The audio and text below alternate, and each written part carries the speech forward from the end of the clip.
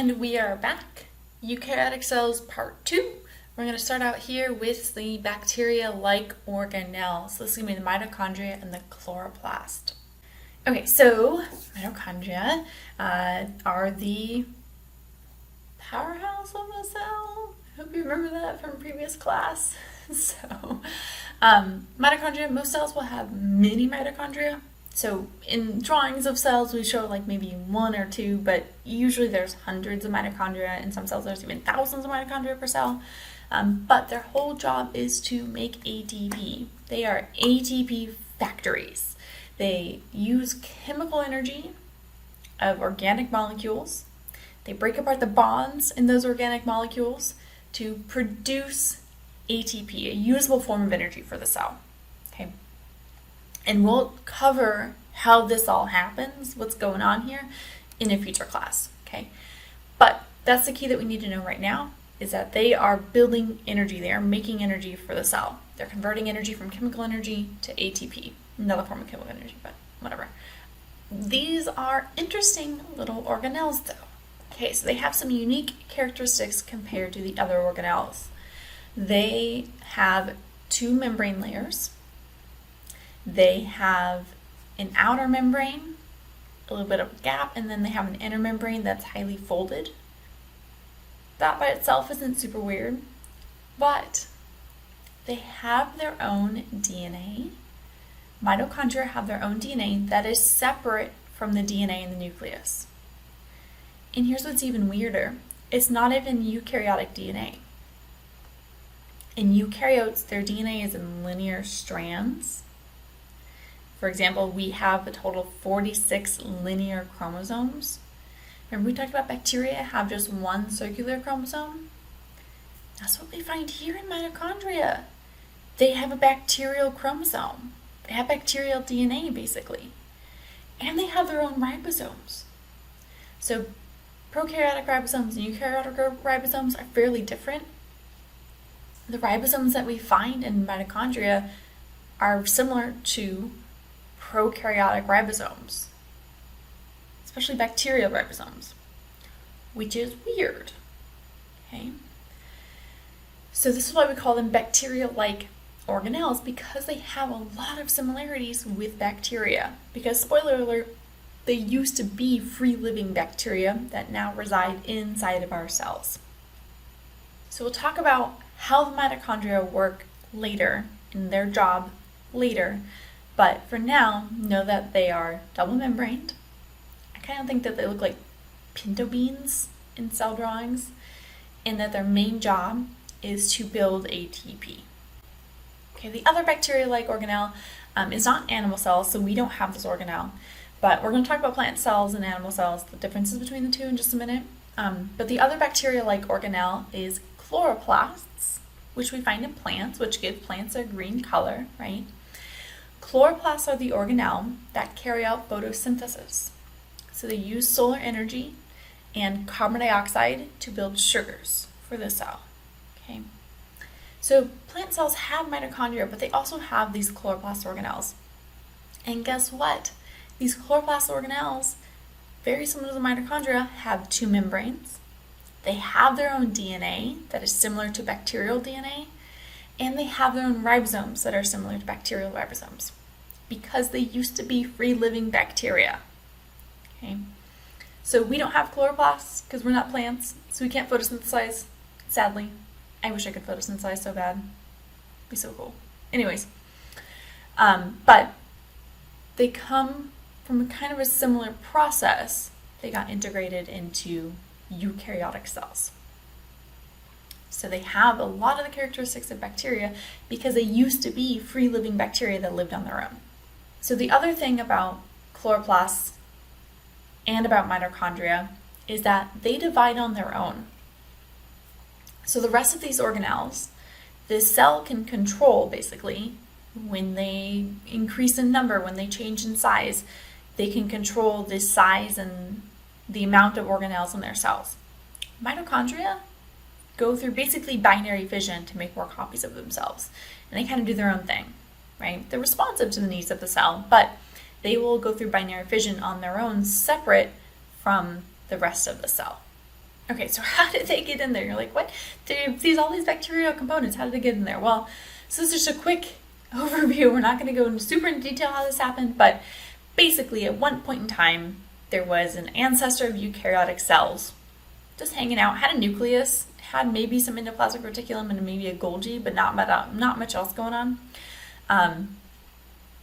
And it came across one of these, what we think of as like a proteobacteria, which are really good at making ATP, came across one of these guys and engulfed it, basically brought it into its cell.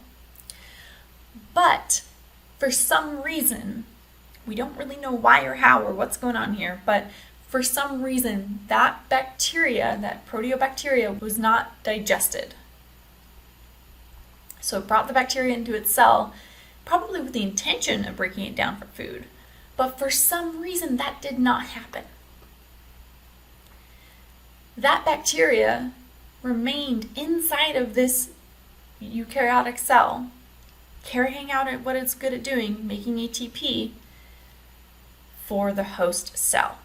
It basically came to live inside of the cell. That's what endosymbiosis means, inside living together, basically. So this bacterial cell was engulfed, not digested, and now we have mitochondria. Okay? So all the mitochondria and all living organisms that have mitochondria are descended from this event, what we call this endosymbiotic event. Okay. And then another event we think happened, basically the same thing, but with a photosynthetic bacteria, similar to our cyanobacteria.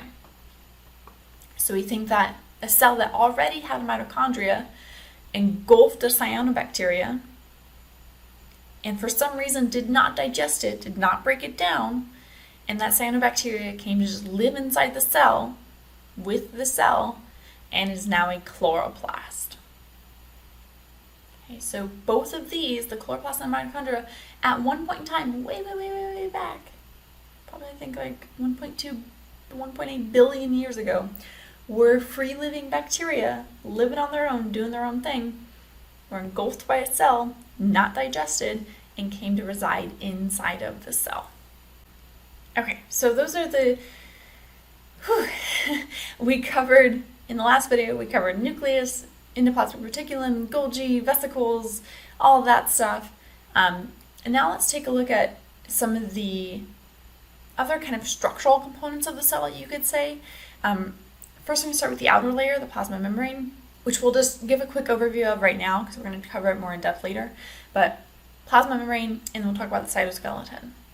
Okay, so the plasma membrane, right, that phospholipid bilayer, remember that. Phospholipid bilayer, two layers of phospholipid molecules, hydrophilic heads, hydrophobic tails that face in. Okay.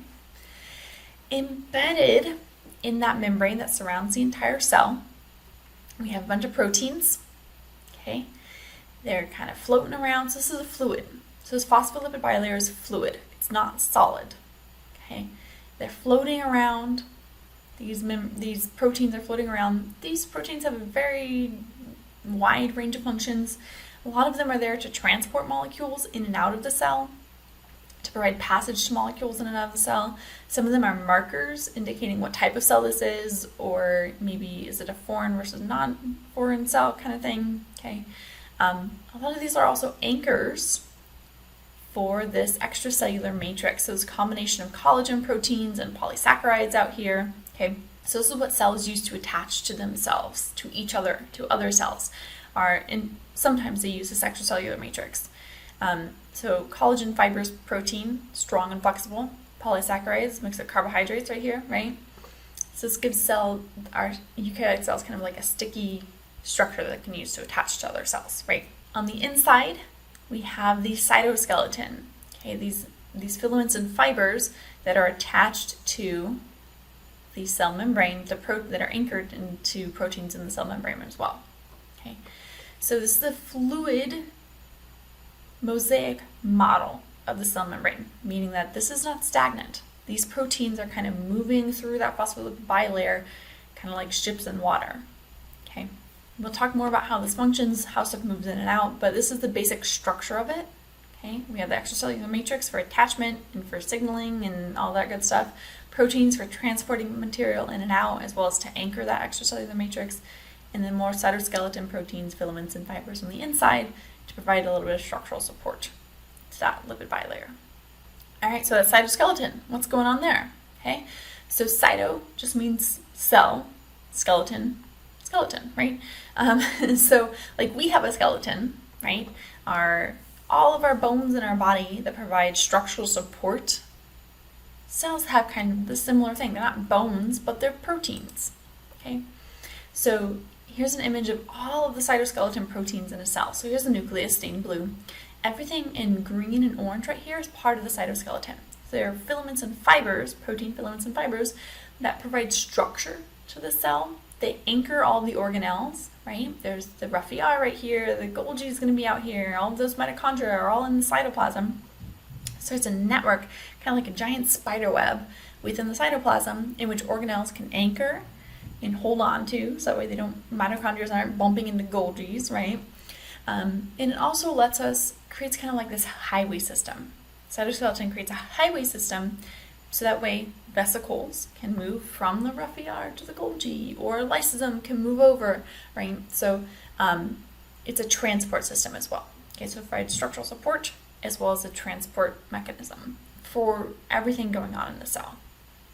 A component of the cytoskeleton that really will come into play when cells divide, which again will be another topic that we talk about later, but when a eukaryotic cell, when an animal cell goes through mitosis, it's got to move its DNA around. And parts of the cytoskeleton are what do that. So cytoskeleton does moving that DNA around during cell division. But we don't need that cytoskeleton all the time because the cell is not dividing all the time. So we have these specialized organelles called the centrosomes, which are made out of what we call two centrioles. Okay, so the entire thing together is a centrosome. The two components of the centrosome are the centrioles. They will construct the cytoskeleton components, the filaments and fibers that are necessary for moving DNA around during cell division. Okay, so when the cell isn't dividing, they're just hanging out, they're kind of dormant. But as soon as that cell starts to divide, starts to go through mitosis, they kick into action and they build those cytoskeleton proteins and fibers that are necessary to move the DNA around. So we'll see these later when we talk about mitosis. There are also cytoskeleton components that allow cells to move. Okay, so we saw bacteria have a flagellum. Lots of animal cells have flagellums too. Most famously, sperm cells, like we see right here, right?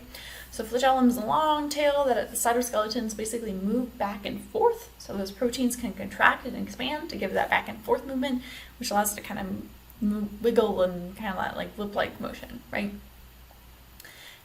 Cilia, a lot of cells will have covered in tiny little hairs called cilia. So we find cilia lining our lungs to keep water moving, so that way water or fluid in our lungs isn't stagnant, right?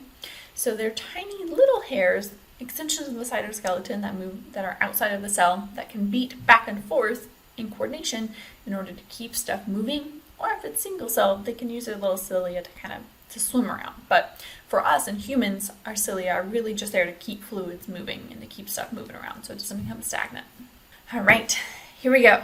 Plant versus animal cells. So just want to touch on this briefly because there are some important distinctions. I'm imagining going to spend most of your time talking about animal cells, but in case you decide to change career courses and you want to study plants, you got to know a little bit about how plant cells work. Okay, so let's do a quick overview of some of the differences between plant and animal cell. So go ahead and pause this video, if you would humor me, and try and do like an I Spy game of what are the differences between these two images. Did you pause? Okay. So some of the first things that we notice is the shape, right? The overall shape. This is kind of like a blob, and this has a very geometric shape to it, right? That shape, the differences in shape is because of this structure right here, this brown structure that we see in the plant cell that is not present in the animal cell. So this is the cell wall. Animal cells do not have cell walls. Cell walls are composed of cellulose, which we saw before, It's a type of carbohydrate. It's a dietary fiber for us. We cannot digest it. So it's a pretty rigid structure to provide structural support for that plant cell. Okay. That's one of the first things. They have a cell wall. Animal cells do not. Plant cells often will have this large central vacuole right here, this central component. That is usually in most animal cells, they don't have a large central vacuole like that. Okay, so the large central vacuole in plant cells is just used to kind of store stuff, usually extra water. It provides some pressure pushing out, so that way there's enough pressure on those cell walls to keep them from collapsing. And the other big thing, both have mitochondria. Plant and animal cells both have mitochondria, but plant cells also have chloroplasts, right? Because these are the organelles for photosynthesis. Animal cells don't photosynthesize, so we don't have those. Okay.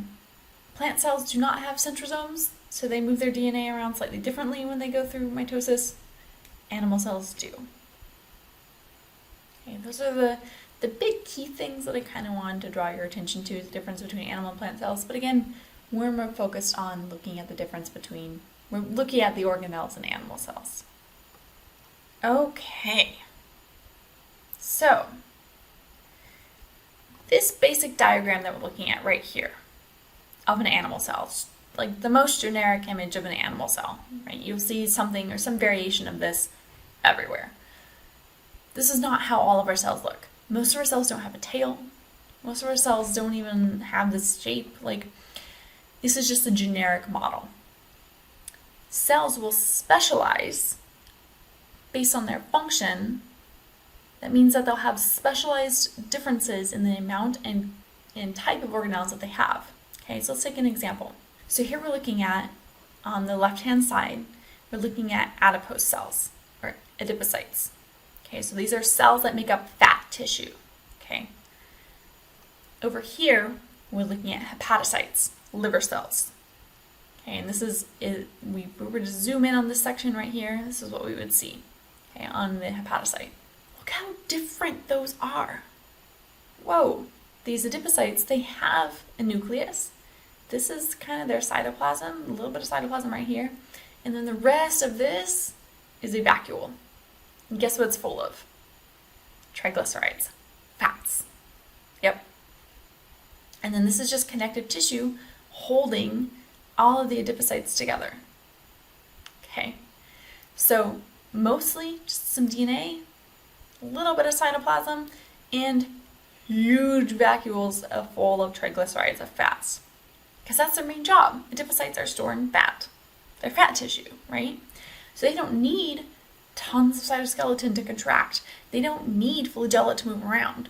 They don't need tons of ribosomes to break down energy because they're not really doing anything. They're just storing. They're kind of in like sleep mode, storing fat, basically, right? So, not a whole lot going on here besides their specialization for this major vacuole, storing fats. Okay. On the flip side, liver cells are some of the busiest cells. They use up a lot of energy because they're doing a lot of stuff. They're storing glycogen. They're breaking down glycogen. They are detoxifying things. They're breaking down potentially toxic chemicals that we've consumed and making them non-toxic, right? There's a lot of stuff going on in the liver. They're building a lot of proteins. They're breaking down a lot of stuff. And all of those many cellular processes going on in liver cells take a lot of energy. It takes a ton of energy, okay? So this right here is one liver cell. You can immediately see a difference. It doesn't have one of those large vacuoles. It's not really storing anything per se, right? And if we were to zoom in right here, liver cells actually have two nuclei, okay? So they actually have two nuclei, which is something unique to liver cells. But what else is going on here? Look at all this endoplasmic reticulum. Look at all this rough ER, all these little stringy pieces. They're pumping out tons of proteins and they're building up fats. They're doing lots of different stuff. So they need a lot of surface area to carry out all of the different processes for the liver, right? So we have a ton of rough ER right here, okay? What are all these little pink dots? Those are all mitochondria. Liver cells need a lot of energy. processes of liver cells require tons of energy, so they have thousands of mitochondria per liver cell. Okay, over here, they have some mitochondria, but not nearly the density that we see in liver cells. Okay. All these little black pieces right here, those are all glycogen granules, right? Remember, liver stores up extra glucose in the form of glycogen, and then it can break it down pretty quickly and release it if we need to up our blood sugar. All of that black stuff, all that dark stuff right in there, that's all glycogen. Okay, so differences in cell structures and differences in the type of organelles that we find in the cells give cells different functions. Okay, so that's how we have everything from eyeball cells that can sense light, to our neurons in our brains that can send electrical signals, to the cells in our stomach that are producing hydrochloric acid. All of our different cell types have slightly different structures and slightly different components to them based on the number and types of organelles that they have in there, depending on the job that they need to carry out.